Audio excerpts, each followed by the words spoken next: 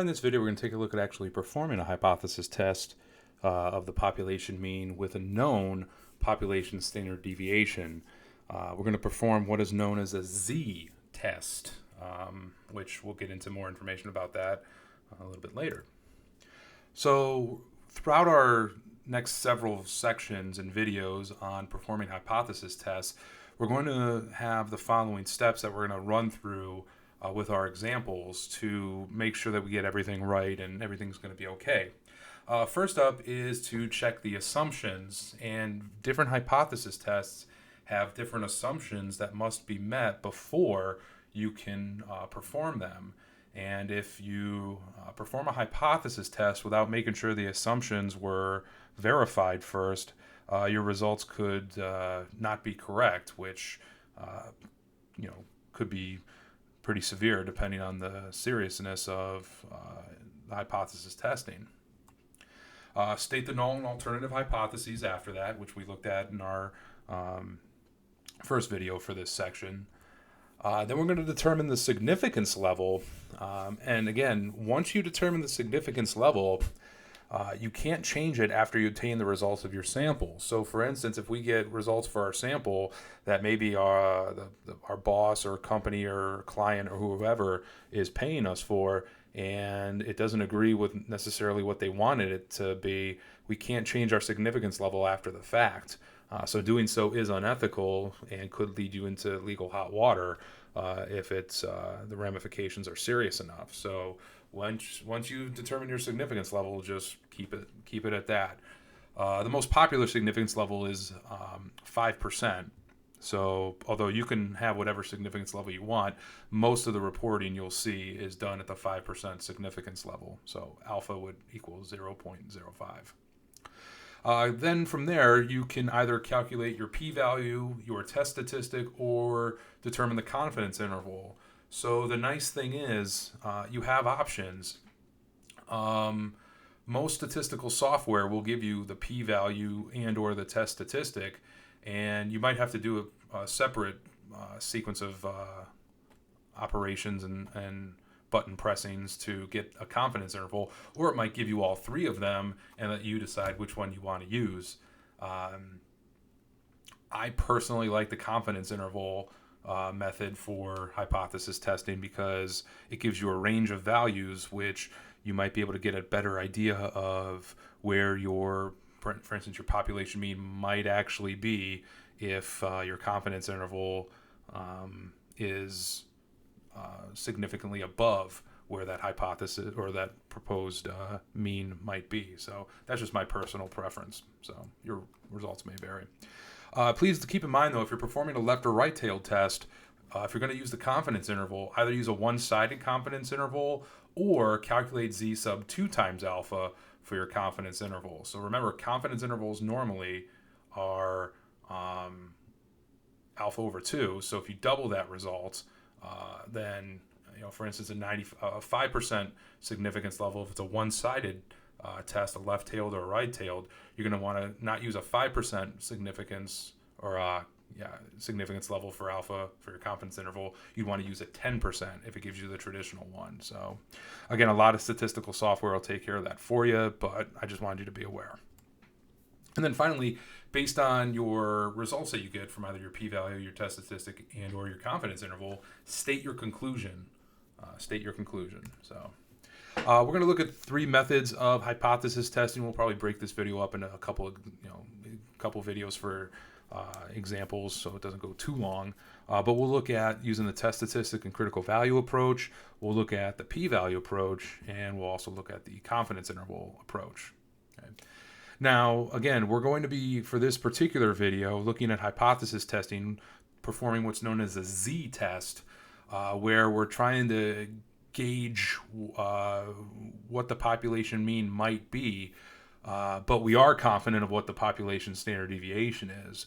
So this particular z-test for population mean doesn't really hold a lot of use in the real world, because if you're trying to determine what the population mean could be, yet you're absolutely confident you know what the population standard deviation is, that usually doesn't happen in the real world. We'll take a look in future sections on how to actually do this in the real world. But as far as this video goes as an introduction, it's a good introduction, a good test to use for introducing hypothesis testing, actually going through a hypothesis test.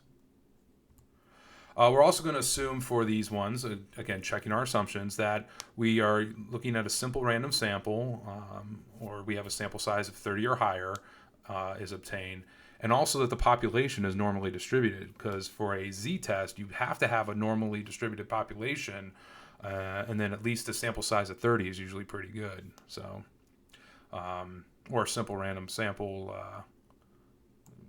would be pretty good as well. We want a simple random sample for this. We don't want like convenience samples or anything like that. Those voluntary response samples could skew the results. All right, so example 3, a pharmaceutical company claims that the mean time for relief from its headache medicine is 3 minutes.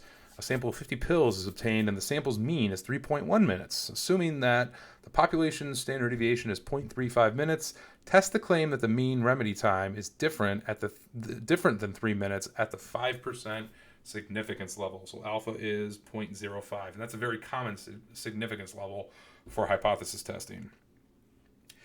All right, so first thing we want to do is we already took care of the assumptions from the last slide. So now we're on to step 2, which is the null and alternative hypotheses.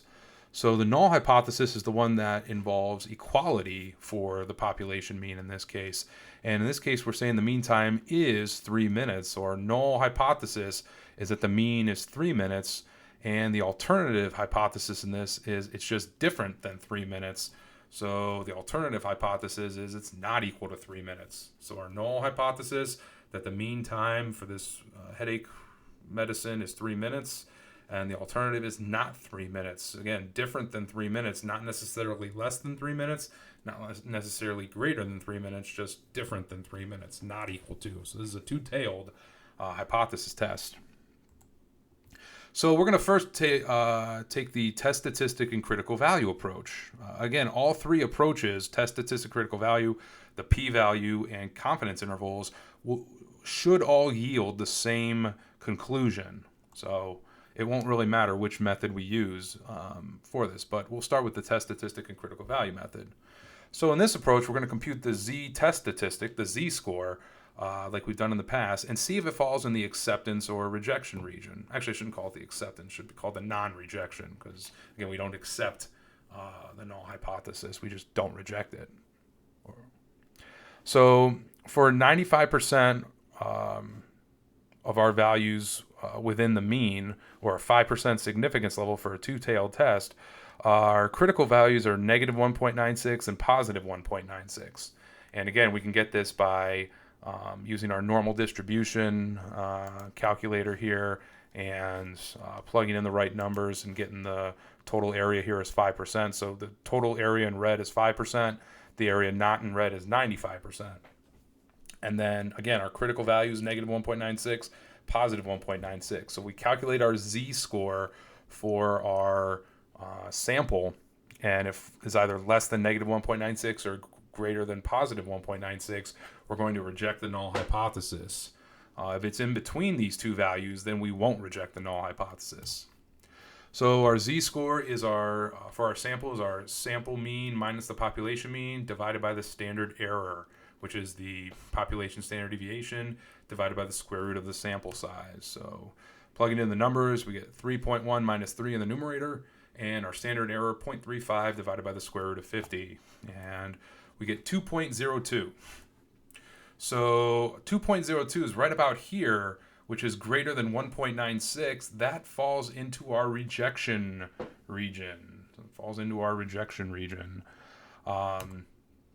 So since our test statistic of 2.02 is in the rejection region, we reject the null hypothesis. So at the 5% significance level, we have sufficient evidence to reject the null hypothesis that the mean remedy time is 3 minutes, and conclude that there is evidence to show that the mean remedy time is different. So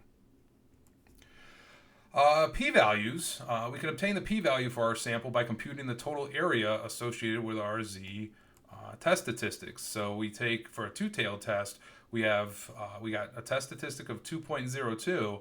For a two-tailed test, we also have negative 2.02.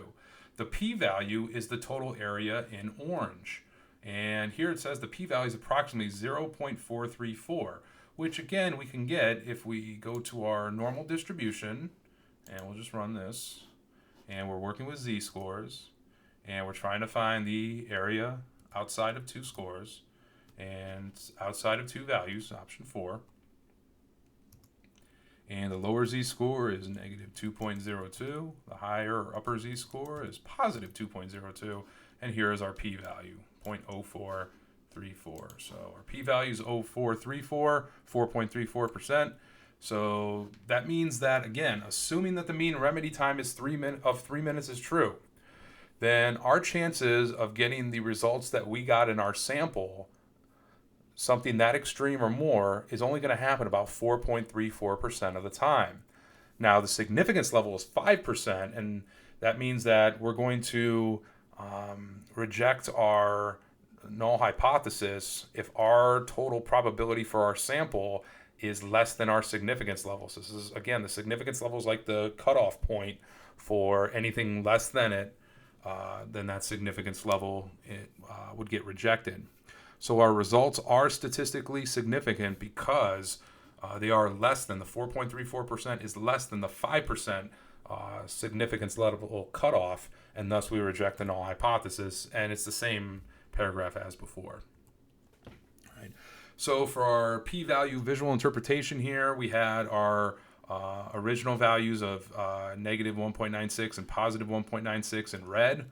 Our p-values were in orange before, but I just made these yellow so it's easier to see. So notice that the total area in yellow is slightly less than the total area in red, because each one of these has a little bit of red still peeking out from the shading for the normal curve. So again, our total area for the yellow part, 4.34%, is less than the alpha part of 5%. All right, confidence intervals. Again, this is two-tailed, so z sub alpha over 2. And then recall that our confidence intervals for a population mean are in the form our sample mean plus or minus our critical value times our standard error, or z sub alpha over 2 times population standard deviation divided by the square root of the sample size. So example 3's 5% significance level means that if we took many samples, we'd expect about 95% of them to contain the population mean. In other words, we're 95% confident that the confidence interval we have that we're going to find contains the population mean. And as such, if our confidence interval contains the alleged population mean of 3 minutes, we are not going to reject the null hypothesis. So if our confidence interval contains what the null hypothesis says, in this case a mean time of 3 minutes, then we do not reject the null hypothesis. If it doesn't contain it, we do reject it. So our 95% confidence interval, if we plug in the numbers, we get 3.003 to 3.197. Otherwise, we can go to confidence intervals, run the imports, and then if we plug in these numbers, we can get those same values, just rounding 3.003 and 3.197. So. And again, our confidence interval does contain the population, does not contain the population mean of 3. So it's so close. It's off by 0.003, but it's still off. So we reject the null hypothesis. And again, same paragraph as before. For our confidence interval, here's our population mean of 3. Here's our sample mean of 3.1. The radius of this circle is formed by the critical value, that's z sub alpha over 2, and the standard error. So the margin of error is our radius of our circle. And notice the population mean falls just a bit outside the radius of this circle. So I guess you could consider this as like the circle of not rejecting. So it falls outside of it, so we reject the null hypothesis.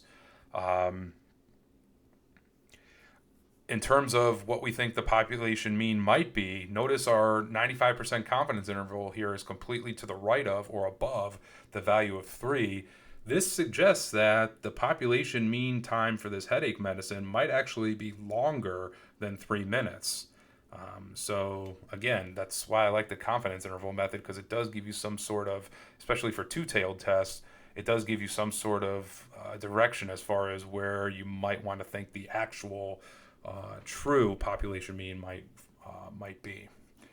All right, so we're going to wrap this one up here, and in the next video we'll take a look at a one-tailed, either left or right tailed, I can't remember which one it is, hypothesis test. So I'll see you then.